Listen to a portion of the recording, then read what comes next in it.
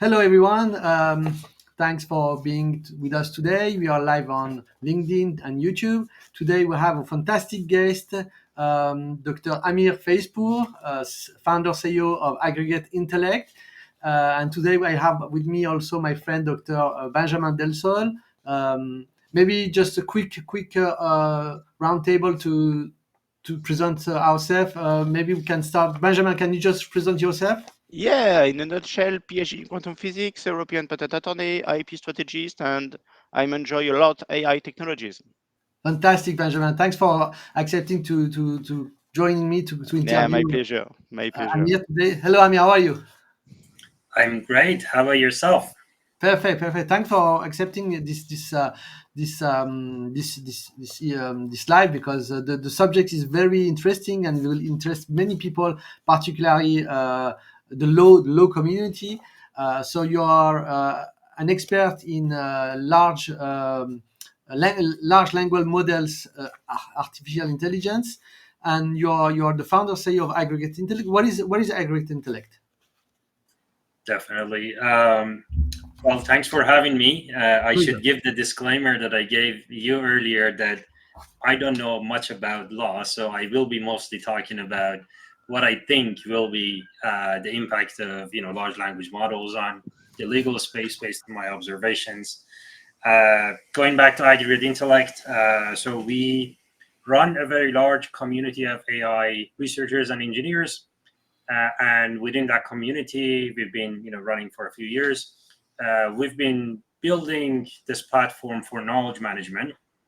Originally, the idea was to apply that to engineering disciplines, but in the past year or so, we have pivoted towards using it for optimizing various types of business workflows, including sales, marketing, and internal operations. We are a mostly bootstrapped company, so we also do a lot of AI advisory and implementation services for other startups primarily. Fantastic. So you are, let's say, the expert to contact when a company needs to implement uh, artificial intelligence, because now it's very hot, and we can't bypass such disruption in the technology world. Absolutely. I always try to ask a lot of questions, so I can at least ask you a lot of questions and help you think about it more in a more structured way. And hopefully, I can also help you figure out the type of solutions you can look into.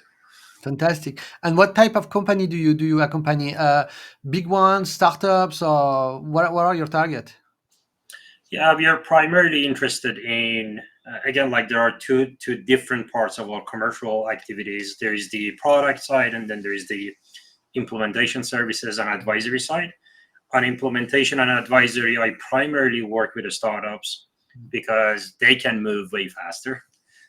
So usually, actually, ironically, right now I'm in conversation with several legal tech startups where I'm helping them with their AI strategy, with their data strategy, with how large language models can be leveraged in their workflows, customer facing, but also internal operations, as I said. So on the advisory and implementation side of things, mostly startups. On the product side of things, we are primarily interested in mid-market service, and more specifically, it seems that we are getting better traction in financial services, uh, type of medium-sized companies. Hmm. So Okay. But you're agnostic. I mean, if a design company knock at your door, you can help them. Okay, you don't have a specificity on the sector. absolutely, like on the implementation side, we are very, very agnostic, as you say, to the sector for sure. We are also very agnostic to the data types. We are talking about large language models because that's the hot topic of the day. But in the past, we have done projects that involved image data, video Mm. data, time series data. So we like mostly because we are backed by a community of more than 5,000 AI researchers and engineers. Usually, I know a guy or a gal who knows how to work with types of data, and I can pull them in to help with various types of projects. So we are very on the implementation and strategy services. We are very, very agnostic to data type, is industry. But on the product side is where we are a lot more limited, or more focused rather, on large language models, business workflows, medium-sized companies in financial services. Perfect. Thanks for this presentation of Aggregate Intellect. It was always fascinating to hear how you see this work and how you do it. As we are live today and dedicated to the lawyer community, maybe we will try to to democratize a little bit our language also, to not to be too much technical.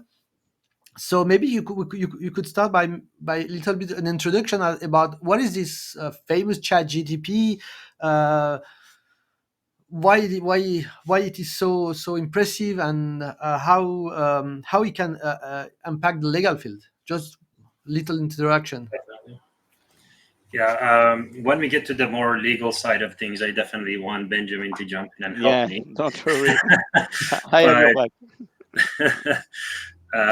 But on the on the Chat GPT, I guess I can give a bit of a history of what happened. Okay, so AI has been around for probably many decades at this point. And by AI, I mean machines doing things that we traditionally call intelligent activities, right? Like detecting patterns in data, predicting what will happen in the stock market, etc. So different variations of that has been around. And the earlier types of AI systems, especially what we call machine learning, that got a lot more popular in early 2000s because of a few interesting frameworks that came out. A lot of them were focused traditionally on what we call structured data. The structured data is transactions, like CRM data, like I don't know, data about the temperature on different days of the year, etc. Right? These are data that are very structured. Like every day you're getting the same type of data and storing them into a database. And we had a lot of different types of techniques and processes that we applied on these to detect different types of anomalies, predict the future, etc., etc. And then in mid 2000s, we started doing the same type of techniques on unstructured data like images. So all of a sudden we were able to apply AI on images and say, is this a dog or cat, or detect a cancerous gland in this picture, in this medical image, etc., etc. That went on for a few years, and that was super hot. Like everybody was very excited about it. Of course, there is another type of unstructured data that is text, which is capturing a lot of our knowledge, like textbooks, internet, etc., etc. And we were interested on doing computation on this type of data as well. But the type of computation we could do on that data has been very limited, because normally we could count, how many times do words like this appear in this text, and therefore this is about politics, etc. So that was the type of analysis we were able to do on text before. Maybe this is early 2010s. And then mid 2010, something very interesting happened. All of a sudden, we had developed this algorithm called transformers that was able to take in a bunch of data and then analyze all of this data and predict a lot of interesting things about it, right? Like that was the whole transformer thing that I believe came out in 2015. And then BERT came out, which was a version of transformers that was pretty exciting for people. People went absolutely nuts about it. They were like, oh my God, we can do all these crazy, interesting things with, text data now. And machine translation was around for a while, but all of a sudden at this point, machine translation has started to become really good, like going from English to French became really good, and vice versa, etc. Because of these new types of technologies we had access to. And then fast forward, these language models, BERT was the beginning of what we started calling language models. And language models are the type of models that essentially you give it a bunch of text and they can model what language is like from a syntax, semantics, and other types of structures. And then GPT came out, I believe, in 20. Benjamin can probably help me. 2020, probably before 2020. 2023. Well, the very first GPT was Yes. 18 or 19 or something like that. Like 19, it was 19. many years ago. Yeah. And that was very different than the GPT that we know as ChatGPT. But what I'm trying to say is that ChatGPT didn't come out of nowhere. Like there has been this very gradual, slow, painful process of just adding blocks on top of blocks and slowly getting to the point where finally, I believe in 2021, we had GPT-3, which was a very powerful model. And a lot of us who are working in the field had access to this through APIs. We would call it and use it in the playground and play with it. So it was something that only nerds knew about. And then all of a sudden, in 2022, OpenAI, the company behind ChatGPT, made a few interesting decisions. One was they finally succeeded in getting these models to spit out things that are high quality enough for a normal person to look at and say, somebody has written this probably, right? Like it became good to a level that it was hard to judge, is it from machine or not? So that was one important thing that happened, and we can talk about how they got to that through alignment with human preferences. But the second important decision that they made was that it's enough to feed the nerds. We should now go broader. So let's strap on a chat interface on top of this and allow people to chat with it, because now the quality is good enough that my grandma can talk to it and probably get something legible out of it. Right? So and that was the very sort of step function change that we saw in the public perception, although the model itself was another block that was put on top of the mountain of blocks that we previously had. It's fascinating. It's fascinating because we see now, these amazing tools that is available for all of us, but we don't see all the hidden part of the iceberg. That all the history and as you say, all the blogs that have been put on together and all the scientific work on that and engineers, etc. But we see just the result now, and it's fascinating. But it's how it is. It's science. Usually, it's like that. As always, yes. So if I will try to think like like I'm a lawyer but I'm not, of course. So we are not here to give any advice to anyone, but just to make a prospective discussion about how these tools can easier their life or even make their life a hell. Who knows? So how do you see the implementation of ChatGPT? But we talk about ChatGPT, but in fact, it's all other competitors too. Gemini and now Mistral and also Claude. How to implement this into the legal field? Maybe for legal research, document drafting, client communication, even client education, because it's very important. Most of the lawyer, have this very jargonous way to explain things, but maybe now they can literally school their client. Yeah, definitely. I mean, when GPT-3 came out, not GPT-3.5, which is the backend of the original ChatGPT, when I think it was 21 that it came out, two fields picked this up and used them in products really well. One was marketing, because they were for the first time able to write very good copies for their websites and social media campaigns and things like that.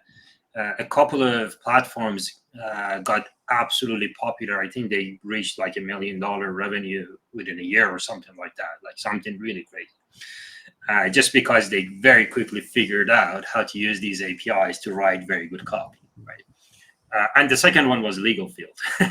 And we can reserve our judgment of why people were so eager to figure out how to, have machines do the legal work. But, I think portion of it is because there is so much text involved in legal work. Yeah. Like all the casework, there's all different types of judgments that are made. There's a lot of human judgment involved in interpretation of various things, but also there are a lot of things that are literally written as law, that you could go back and compare different cases, et cetera, et cetera. And, again, like I'm not a lawyer and I don't know how lawyers work, but, what I've heard is that lawyers usually have an army of people to help them with these types of research, like just Yes. going out and figuring out Yeah. this clause says this and the interpretation might be this other thing, and et cetera, right? Like, or the precedent for this thing was the case that happened. So there's a lot of that type of research that is like sit down and read all things and figure out what's related to what. And you can imagine there's a huge amount of human error involved. There's a huge amount of sweat and tear and blood, but also there's a lot of human error. So, I'm sure for a sufficiently interested person, you can sit down and find many, many scenarios where, an incorrect judgment was ruled because we didn't look at the right precedent, we didn't look at the right case details and things like that.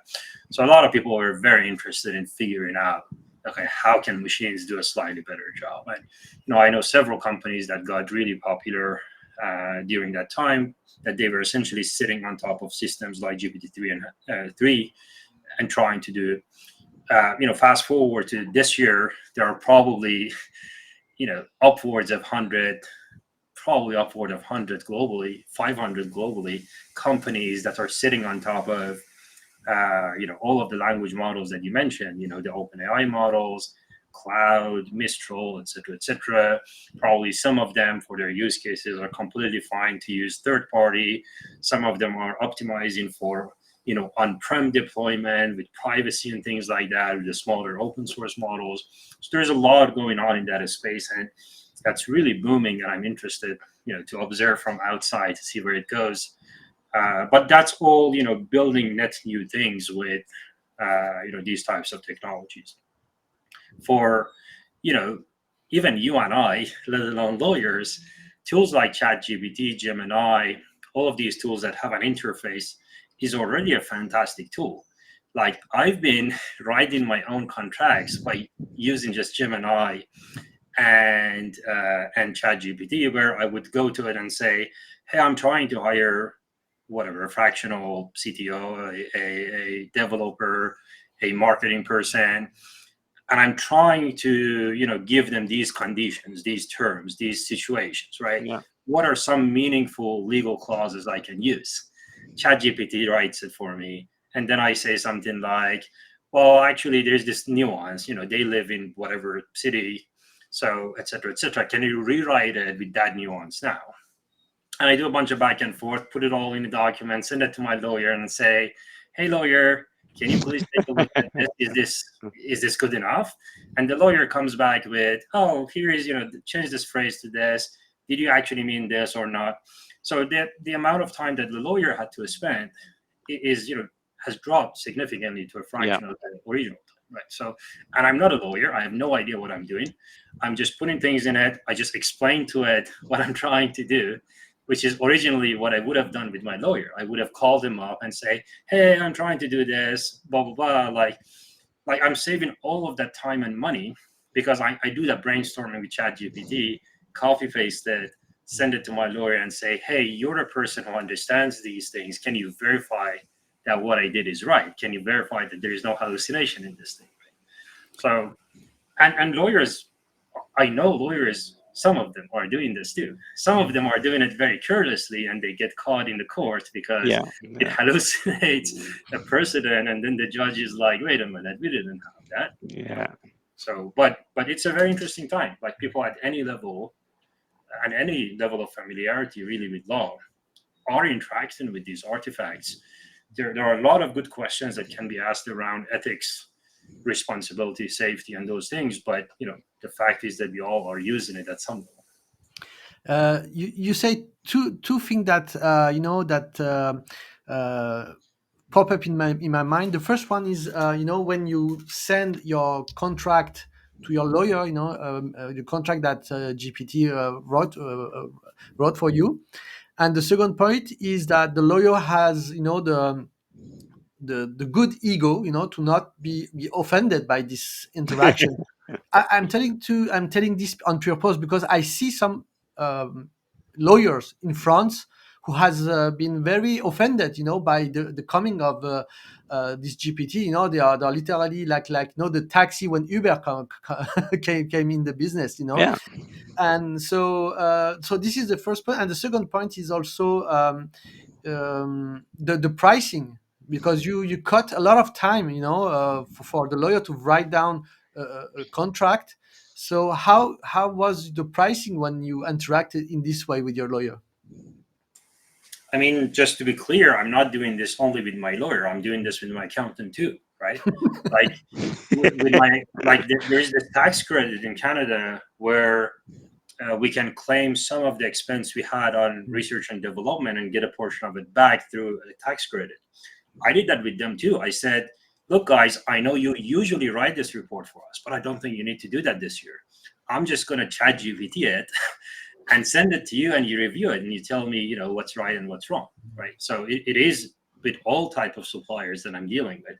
And I want to point out two things. One is, this was not the case. Like, I think my lawyer or accountant reaction would have been very different if I had gone to it and said, hey, I need a contract for a developer, generate, and then copy pasted that into a document and send it to them. Like, their reaction will be very, very different than what I did, which was I found a template online that was legit, like a template that somebody said, okay, this is a legit developer contract. Then I grabbed a bunch of clauses from it and I said, this clause is not what I want to say, right? And I then took that to ChatGPT and I said, this clause is this, but I wanted to say this other thing. So I spent like 1 hour that the lawyer might have spent on this. Now I'm spending like 2 hours doing that curation myself. It is not just copy pasting a bunch of hallucinative things, right?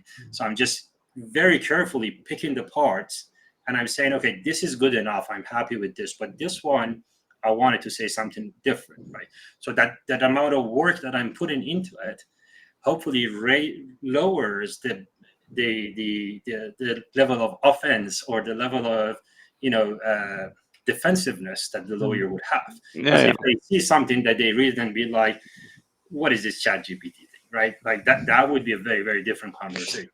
And the second thing is that I think getting defensive to some extent comes from an insecurity about what does this mean for my job, right? Like a person that feels very strongly about, I give you an example. A few nights ago, I went to a concert, a small concert, and then we had a dinner with a few of the artists there. And one of my friends said, oh, Amir, and I said, I'm not an artist. I'm not into art, but I enjoy it. And my friend said, oh, he's here to figure out how to automate us. And I laughed and I made a face. And one of the artists had a very strong reaction to me. Like, he was like, don't even joke about it. That's not funny. Right? So a reaction like that is a very strong emotional reaction. And it comes from a position of, okay, what does this mean for me? Right? So there are people that feel that way, and that's completely valid. And we have to talk about it, have to have a conversation with them. But there are also people who have, to some extent, have had those conversations and probably started to understand that a lawyer with ChatGPT or equivalent is probably going to eat the lunch of the lawyer that is resisting that, right? So that's also an important distinction to be made. Yes, and also you did it smartly.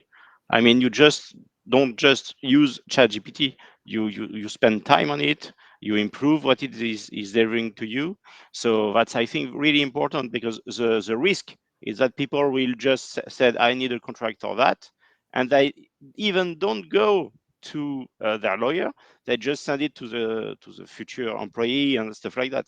And so this is really, really dangerous. But indeed, as you did it, it's perfect. And I think this is the most important thing we should tell to people.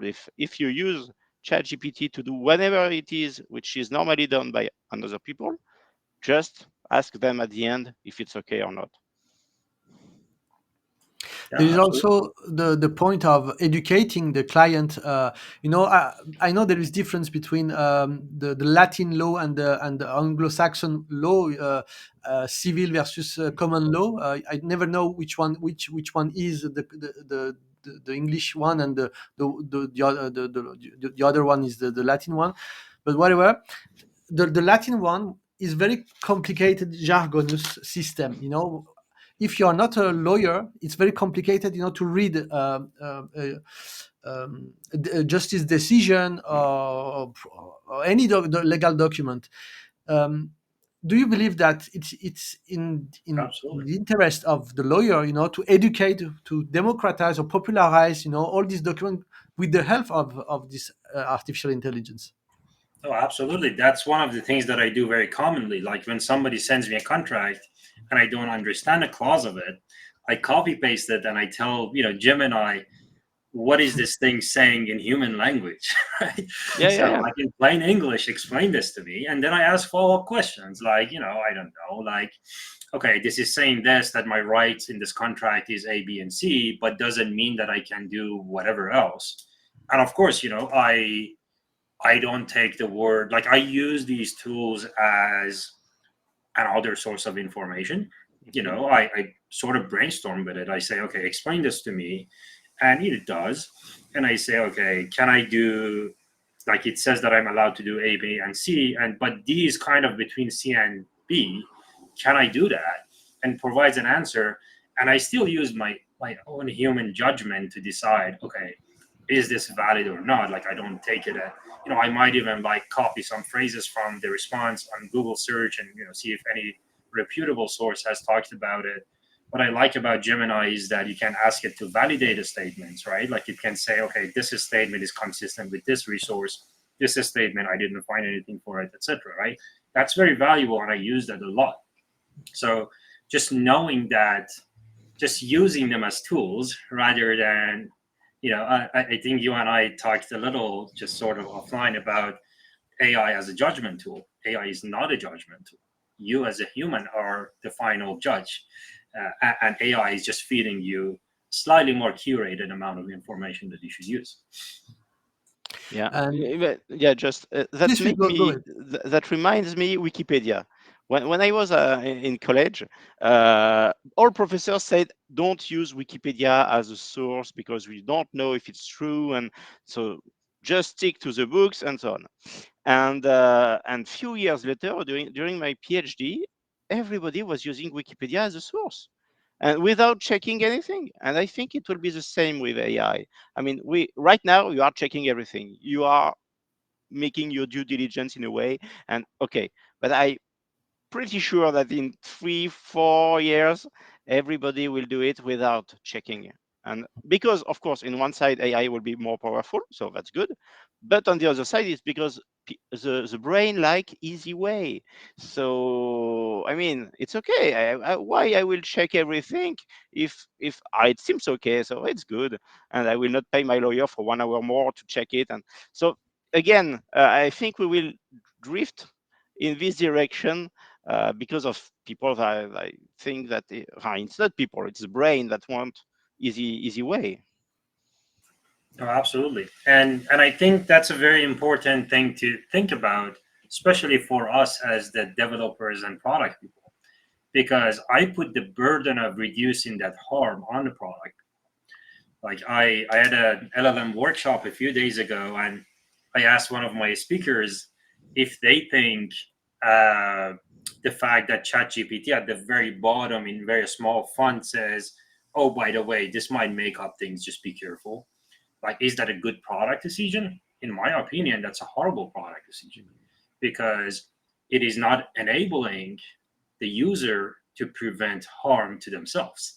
Yeah. It is just, and of course, it says this is a research tool, blah blah blah, all of those good things. But I don't think that's an excuse for that to stay the status quo for the past 18 months. right? Like as a product person, I don't think I can sleep at night if I know my product might make up something, and a lazy brain of an end user might decide to harm themselves with it. As we are seeing all the lawsuits that are going on. So I think you're absolutely right. And as product people and developers, we have to acknowledge that and carefully design for the safety, right? Exactly. Yeah. Like OpenAI spent a lot of energy, and the equivalent models later spent a lot of energy on the so-called alignment of these models with human preferences. But the reality is that that's a small component, and I'm glad they did it. That's very important and necessary. But there are so many other things that are necessary to happen, and those have to happen around the model. Not like, for example, in our product in Sherpa, we have modules, like we have built modules that check the numbers, check the entities in a response that Sherpa has given, check the sentences. And if a number that Sherpa is saying is not available in the original resources, the system automatically asks Sherpa to try again. It just gives it feedback and it says, hey, your response said $4,000, but I don't see $4,000 anywhere in the documents. Can you double check? Can you try again? Yeah. And the second time he gets it right, surprisingly, right? You just have to think about places where things can go wrong and create guardrails. And I think that's a very, very important thing going forward. So this is a model that you are developing right now at Aggregate. So it's your own proprietary model.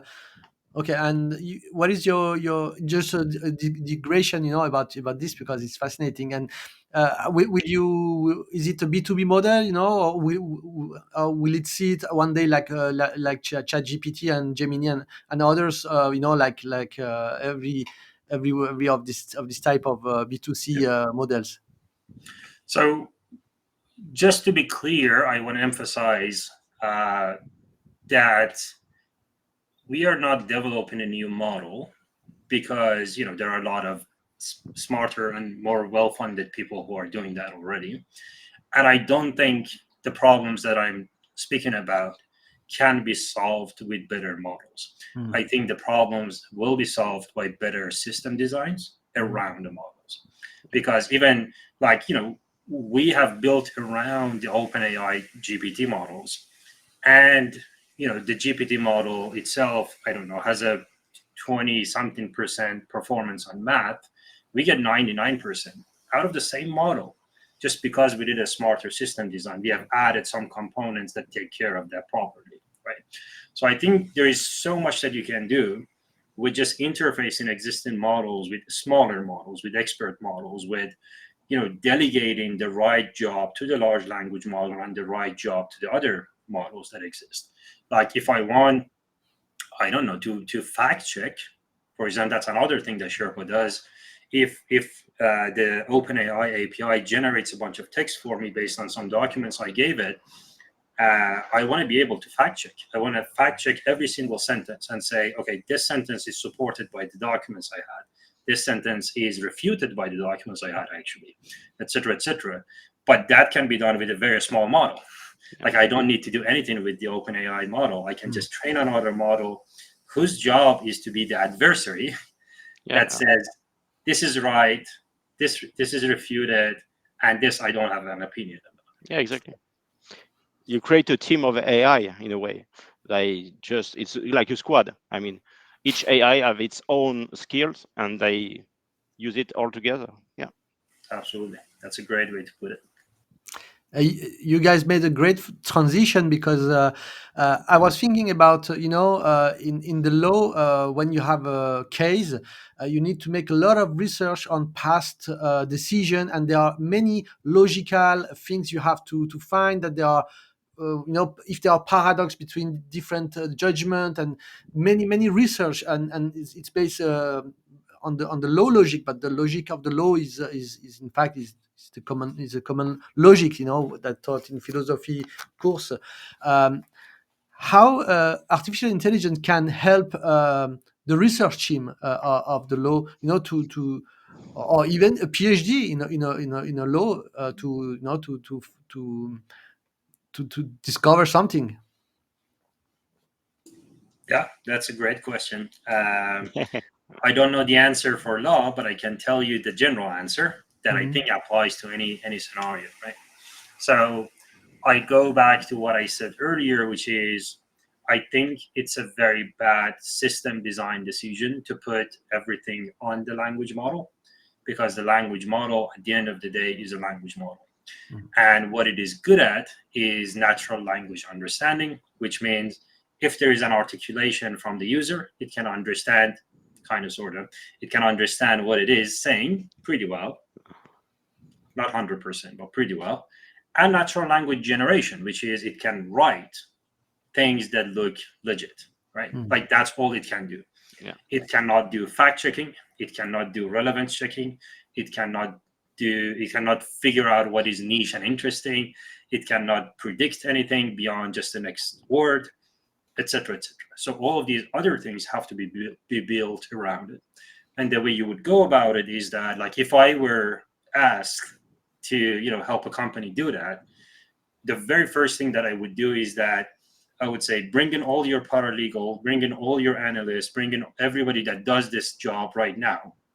Let's sit at a whiteboard and have them explain to me how they do it today. Mhm. Like, they would say, okay, I go to Google and search for these terms, and then I open them in a tab, and this is how I judge if it is useful or not. Then I'll look for these type of phrases, to, etc., etc. Then I copy paste them, then I rank them, then I blah blah blah, and I just build a system that replicates that exact workflow. A system that specifically has an engine that interacts with Google search, interacts with their own internal documents, fetches the right paragraphs or whatever is the right granularities, fetches the right clauses, brings them up, ranks them.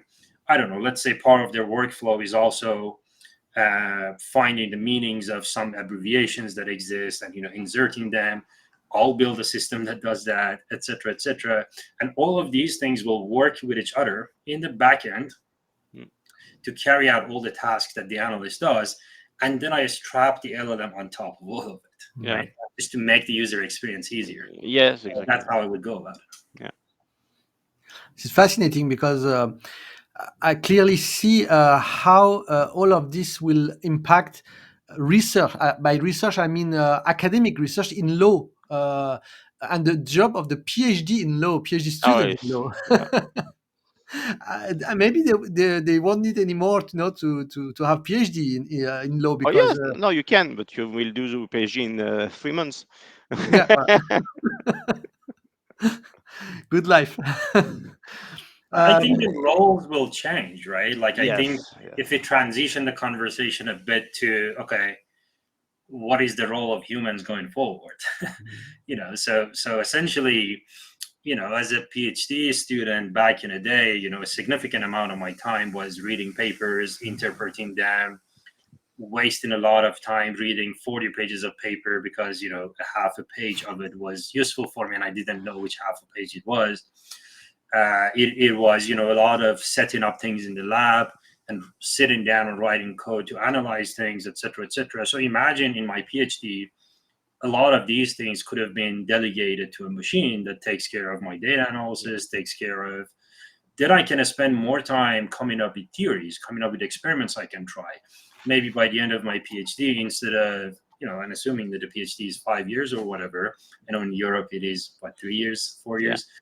So by the end of n years of PhD, instead of having done 5 experiments, imagine that I would have done 120 experiments. Imagine the pace at which science could have made progress. Yes. Imagine at the tail end of my research, instead of having to sit down and deal with a bunch of reviewer number two that is giving me a bunch of crazy comments, my co-pilot would have just talked to their co-pilot and figured out all the things that needed to be changed about the manuscript, because at that point it is just a lot of it is just cosmetic change, right? Yes. Yes. There may be a few new experiments that I have to do, but then that's also easy because the co-pilot can tell me, hey, reviewer two is making a good point about this, maybe go to the lab. So imagine how much time would have been saved. Imagine how much faster science would move in that case. Yeah, I'm okay with you, but this is on. I'm absolutely okay with you, and 10 years ago, when I was thinking about AI and looking what was doing and so on, I was thinking that with AI, every painful task can be automated, can be done, and it will make rooms for creativity, more creativity, and so on. But what I have seen when ChatGPT is has come, and when also all the models to create images was available to everybody, is that there is more room for creativity, but we don't use it. Instead, we use AI to create things instead of using our free time to create things. And it was quite not shocked, but a little bit, because the first use case at the end was to create songs, poems, to create images, pictures. And it was exactly what I was thinking, that we will have more time to do it without AI. So I'm okay with you. We should have more time for to do more experiments, but I'm afraid that again the laziness will take over, and instead of that, we probably will be spending more time on social networks. And no, I'm not. Yeah, again, it's a question of discipline. Look for it's. I compare. I often compare AI with all the apps to for delivery food. Mm. Yeah, you can deliver. Of course, you can ask for very good food. It's possible. But what Yeah, does people do? No, it's not that. They are in their absolutely. sofa, looking craps on TV, and asking for junk food. McDonald's. Yeah, for I don't say it, but and that's it.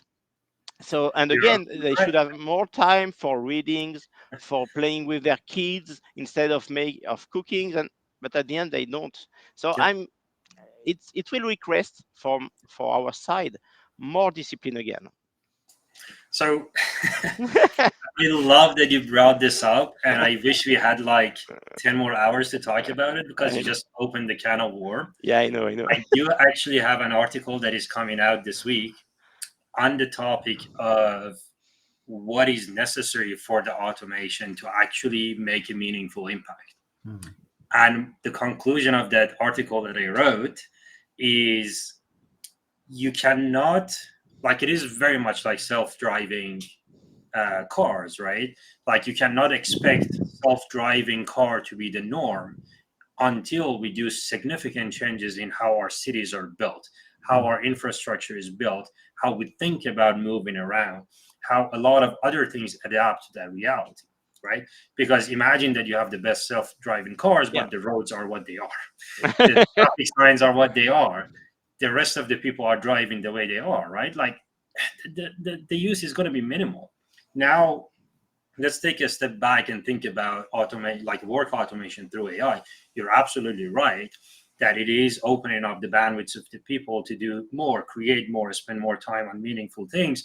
But they're so brain dead from their 9 to 5 job that they take any dopamine hit to just be away from that, right? So we have to go back and rethink: is the 9 to 5 type of corporate structure the right way to do, right? Or maybe there's a different way to do it. Or maybe there is another infrastructure change that needs to happen. Maybe universal basic income is Yeah, yeah, necessary. I don't know what the solution is, but I know that there are a lot of infrastructure that exists right now that is based on the assumption that the humans are doing mundane work.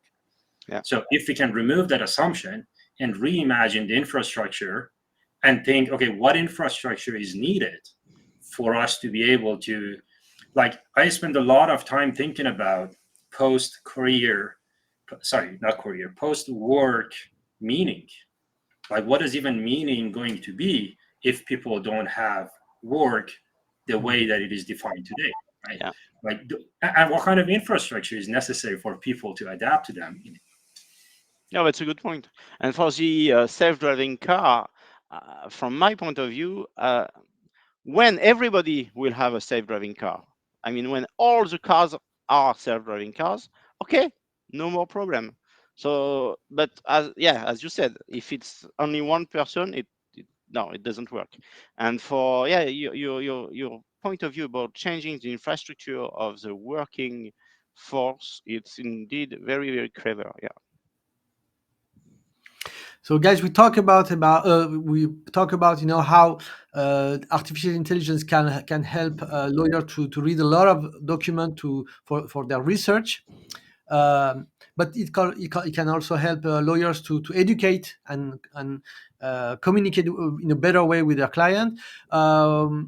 We maybe we can talk about a little bit about the automatization of how lawyer can stay up to date, because, for example, in the Latin world, we have a continuous flow of law that is emitted by the legislator. In the Anglo-Saxon world, you have not only the legislator, but you have also a lot of jurisprudency. I don't know how can I pronounce it well or not, by different states, and it make the work of the lawyer firm a hell, so the artificial intelligence can help them, to have this information up to date and popping up, when they have a case, and say, hey, be careful, there is a jurisprudence there, or there is a new law. Do you think that it's a possibility? Oh, absolutely. I think one of the things I was actually writing a grant proposal this morning about a topic that is kind of tangential on what you're describing, which is one of the areas that I'm personally very excited about is how technologies like this will enable more effective human-human communication, right? Like if I have if I'm in a legal situation and I need to hire a lawyer, I assume that because I don't know how to use the right language, I waste a significant amount of time just trying to explain what my situation is. Now imagine a scenario where I talk to my co-pilot and say, hey, this is my situation. Here's a bunch of data related to it. Here's a bunch of emails related to it. Crunch all of this and tell me how to communicate this most effectively to my lawyer. You can literally do that with ChatGPT or systems like that, Yes. right? And then copy paste that into an email and send it to the lawyer. Two steps ahead, two steps further ahead. In the future, imagine that I can do that, and then my co-pilot talks to the co-pilot of the lawyer. They, do the things, and then we meet. And on a 5-minute call, I'll be like, okay, do you have any questions for me? They're like, yeah, okay, so this little area is unclear to me. Can you just give me more details? And I explain it, and he's like, okay, great. 95% was there. This 5% is adjusted. Good to go. Let's go. Right. So I think that's huge. And what lawyer can do on their side is to set up their co-pilot to be an educative type of system, right? A system that provides feedback, a system that asks the right questions. For my system, for my legal co-pilot to be one that is capable of translating plain English into jargon, full legal text to talk to the like I see a lot of opportunity. I don't know how much value there is in educating people for sake of educating people, because at least in my circle, I haven't seen people who just read legal documents for fun. But for very purposeful scenarios where there is a thing, I have a dispute with my landlord, I'm trying to figure out how to navigate it. I don't want to sit down and read Reddit threads and internet random pages and figure out, is this just the SEO page or is it actual useful information, etc., right? Like I just want to talk the way I would talk to a friend, to an agent, to an AI system that tells me, okay, these are things you have to think about, these are things you can articulate, etc. Yeah, but so I'm okay with you, and it's perfect. I think in 2, 3, 4 years, but I think in 10 years, you don't need anymore as a lawyer because you have only copilot. I mean, your agent will talk to another agent, which will be certified by the US government, for example, and that's it. And you don't have to think about it. And I hope we will have, as you said, more time for creativity because the infrastructure of the work will change, and I hope that. Otherwise, it's yeah, the dark side will be the matrix. I mean, we are connected, we are We will be able to play everything we want, to enjoy virtual worlds if we want, but at the end, all the economy, I would say, will be completely managed by AI. Like in the Matrix, it's not economy, it's energy, but more or less it's the Wally, same. So Pixar Wally. oh yes, Wally. Yeah, well, Wally. Yeah, it's also a dark side. Uh, No, but I think yeah, just I will have to leave in 5 minutes. Sorry, but just I think you're right. We have Benjamin, to I cut you educate. because I have a Yeah. great question and I want you to hear it because Okay. it's concerned what you do. Uh, the very important question that it remains for us is the cybersecurity and data privacy. For a lawyer, can I Yeah. upload the sensitive data of my client on ChatGPT, Gemini, and so on, and have the trust that this data on their server is fully safe? Uh, so, yeah, just 2 seconds. It's not only safe. I mean the patent field. So on my side, I would say it's not only a question of safety. It's a question of accessible to the public. Is it a disclosure or not of the information? Mm. So And by it's the NSA also. yeah, if you want. Yeah. But I mean, it's not only safety. There is a safety question, but there is also the confidentiality question. Mm. And I think safety, and you will be telling us perfectly, I think it's great, but the confidentiality, I think it's a bit tricky. What's your thoughts, Amir? Yeah, I definitely agree. I personally do not put any uh, information that I don't want to be seen in the public. Like that's how I treat it. Like if there is a piece of information that I wouldn't post on, my LinkedIn that is public, I would not put it in ChatGPT either. Right? Like if I want to, like part of the reason that I do that process that I described, that I copy paste the specific places and say, hey, rewrite this, say this Mm. differently, explain this, etc., is that then I can control what exactly I'm putting there. Sometimes, if there are names of people, and I think the name is important for the rewriting, I might, for example, replace Ari's name with saying, I don't know, a man's name or whatever, or replace Yeah. it with John, John Smith or whatever. Yeah. So you could do, and that's what we would do with custom builds as well. Like in custom build, when there is a concern around privately, personally identifiable information, confidentiality, privacy, we always put in layers that remove this kind of information or replace them with like animal names or something. Yeah. I'm making that up, but something that is not relevant to that particular person. And that's a very tricky question from many layers, because if you know where I live, if you know what I do, if where I hang out, but you don't know my name, it's like 3 seconds to find what my name is, right? So there are Yeah. also those correlations that you have to be careful about.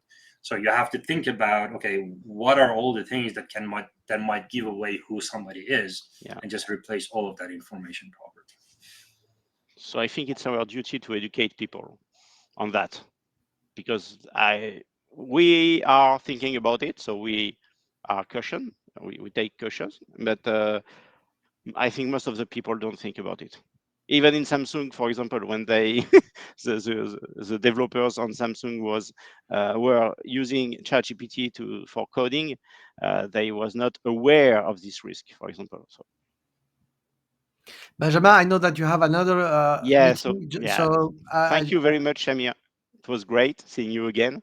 Very interesting discussion. And Thank as you you. said, if we have 10 hours more, it could be great, because this is a huge subject. So thank you, both of you. Thank Absolutely. you, Ari, for having me again. And see you soon. good meeting. Bye bye. Bye-bye. Thanks. Cheers, Benjamin. Amir, I have maybe one or two more questions, and Okay. then I will let you go. Let's talk about something little bit more light.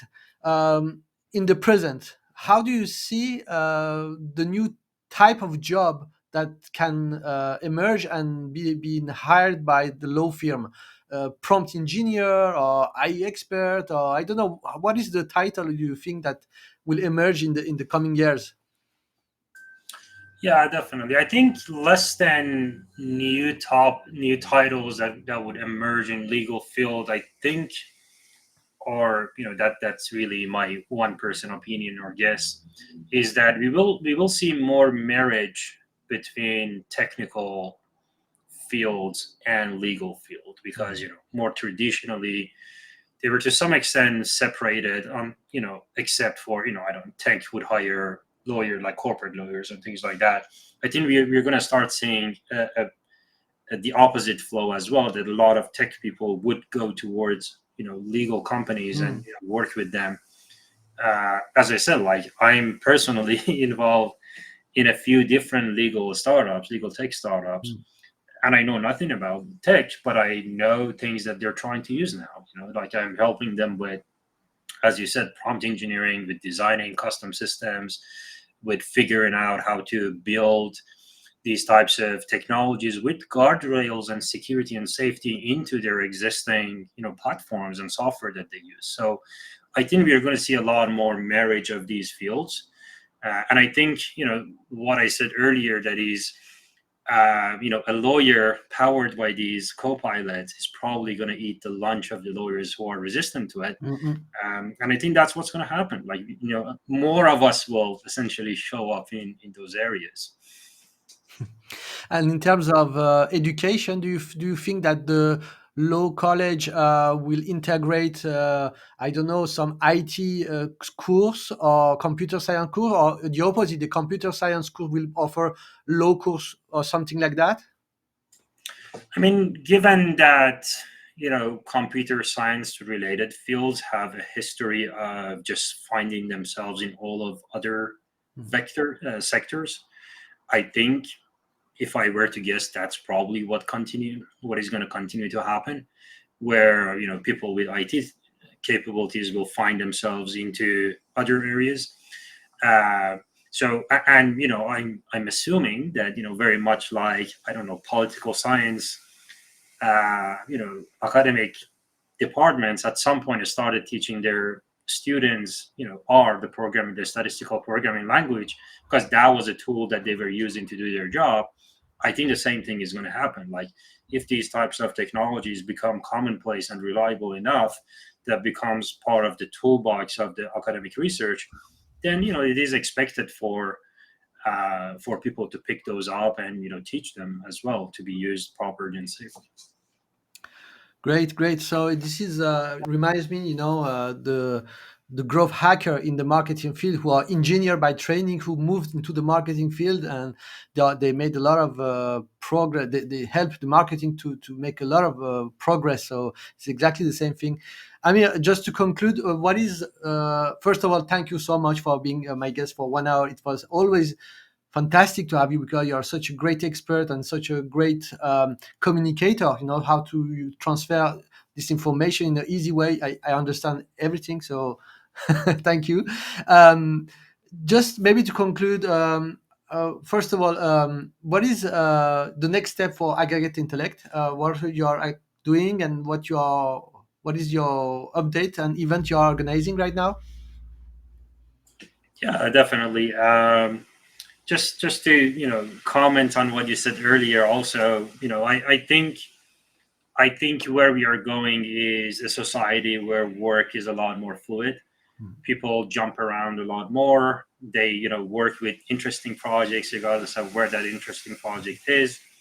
And I do encourage your audience to think about it that way. Start reducing the amount of, I'm a lawyer, I shouldn't interact with technology, and probably increase the rate of who are the interesting technology people I can surround myself with, because with that osmosis, you're going to start picking up a few things that might hopefully end up being useful.